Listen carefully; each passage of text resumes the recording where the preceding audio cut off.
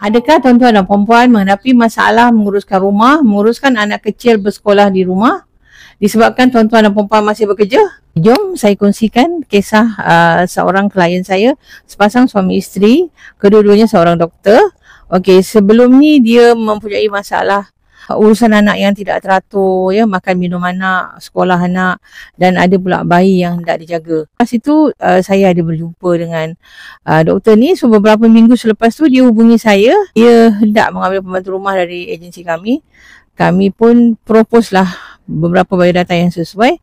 Alhamdulillah, okey, baru-baru ni dia ada menghubungi pihak agensi mengucapkan terima kasih kerana mendapat seorang pembantu rumah yang begitu bagus, mengikut kehendak-kehendaknya, dan mengucapkan terima kasih kepada pihak agensi. You all guys, tuan-tuan dan puan-puan semua, kalau ada masalah yang lebih kurang sama macam doktor tu tadi, okey, atau masalah untuk menjaga orang tua ke, boleh hubungi pihak agensi kami, DM ataupun boleh meninggalkan komen di ruang komen.